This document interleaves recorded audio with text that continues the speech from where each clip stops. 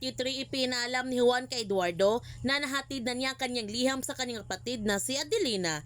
Nagalit si Eduardo kung bakit bumalik pa si Juan sa kanilang kuta at dapat doon muna siya sa poder ni Adelina dahil ligtas siya doon. Hindi pwede ang bata sa kanilang pakikipagdigma. Ngunit nais rin ni Juan na lumaban kagaya nila at nakiusap siya nito na hayaan na lamang siya.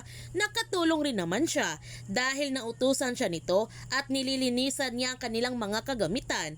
May dala rin si Juan ng mga damit at mga pagkain para sa kanila at sobrang masaya silang lahat dahil ilang araw na sila na hindi pa kumakain. Pumunta si Eduardo sa mga magulang ni Mario para ipaalam sa kanila na namatay na ang kanilang anak sa pakikipaglaban sa mga Hapon. Sobrang nasaktan ang mga magulang ni Mario sa kanyang pagkamatay. Bumalik tayo sa 1931 kung saan mga bata pa sila Eduardo at Adelina na inihiwalay sila sa isa't isa ng kanilang tiyahin at tiyuhin upang dalhin si Adelina sa Maynila para doon na ito tumira sa kanyang ama. Sa pagdating ni Adelina sa Maynila, sobra siyang namanga sa sobrang laki ng sinihan ng kanyang ama at ganun pala kayaman ang kanyang ama nito.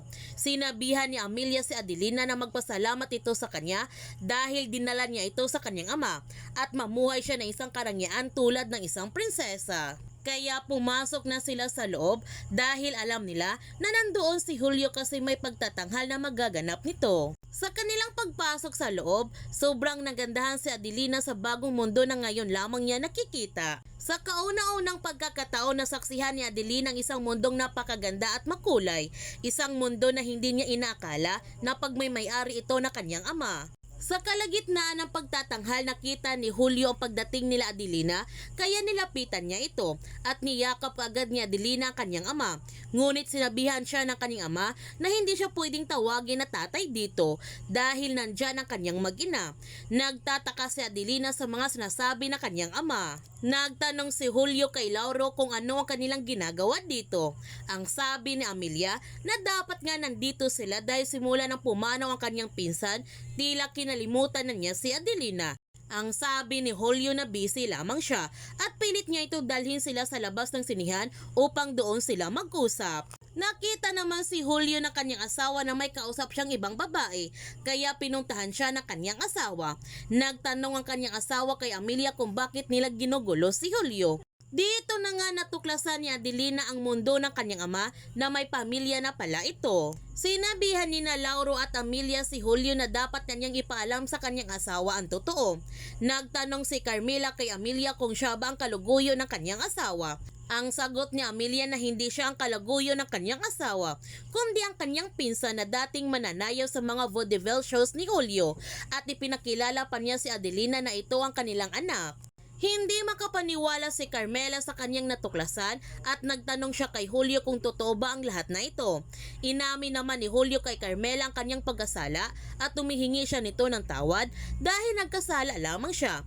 Sila lamang ang kanyang tunay na minahal. Ang sabi ni Carmela na doon na lamang sila sa pamamahay mag-uusap at umalis na silang dalawa ni Teresita sa sinihan. Ang galit na sabi ni Julio kay Amelia na masaya na ba sila na sinira nila ang kanyang pamilya. Ang galit na sabi ni Amelia na siya ang sumira sa kanyang pamilya. Iniwan na niya si Adelina nito at umalis na silang dalawa ni Lauro. Hindi inakala ni Carmela na magagawa ito sa kanya ni Julio at kapag dinala ni Julio ang kanyang bastarda, magkagulo silang lahat nito. Gayon pa man, narinig ni Adelina na gusto siyang ipaampon ng kanyang ama dahil kapag dinala niya ito sa kanyang pamamahay, magkagulo lamang. Kaya minamabuti na Adelina na umalis na lamang siya upang hindi siya maging suliranin ng kanyang ama. Ngunit nakita naman siya ni Julio sa kanyang pag-alis kaya hinabol siya nito. Nagtanong siya kay Adelina kung saan siya pupunta na ayaw naman na kanyang tiyahin. Ang sabi ni Adelina na huwag na siya nitong alahanin pa. Ang mahalaga na magkasundo at magkaayos na sila ng kanyang asawa. Nakukonsensya naman si Julio kapag pinabayaan lamang niya maging palaboy si Adelina kaya dinala na lamang niya ito sa kanilang bahay kahit magagalit pa sa kanya si Carmela. Nalaman din ni Adelina na nagsisinungaling pala ang kanyang ina noon dahil hindi pala sa malayong probensya nagtatrabaho ang kanyang ama. Malapit lamang pala ang bahay ng kanyang ama sa kanilang tinitirhan noon. Dahil nakita niyang isang lugar kung saan sila madalas naglalaro ng kanyang kuya Eduardo at dito nila nakilala si Hiroshi. Sa kanilang pagdating, nagulat si Teresita kung bakit nanditong anak sa labas ng kanyang ama at nagtanong siya nito kung paano na ang kanyang ina. Hindi muna sinagot ni Julio ang mga katanungan ni Teresita dahil dapat muna niya asikasuhin si Mr. Tanaka. Dito na nga nakita muli ni Adelina si Hiroshi at hindi siya makapaniwala sa muli nilang pagkikita na kanyang tagapagtanggol. Noong nakita ni Carmela na dinala ni Julio ang kanyang anak sa labas, nagalit siya nito at sinabihan ni Julio sa Carmela na mamaya na lamang siyang magalit dahil may bisita sila. Sa pag-alis ni Mr. Tanaka, dito na nga itinuloy ang tanong ni Carmela kay Julio kung bakit niya dinala ang anak niya sa labas sa kanilang pamamahay.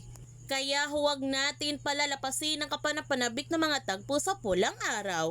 Kung bago ka pa channel ko, don't forget to like, subscribe, and click notification bell para palagi kang updated sa mga videos in-upload ko. Thank you for watching and God bless to everyone!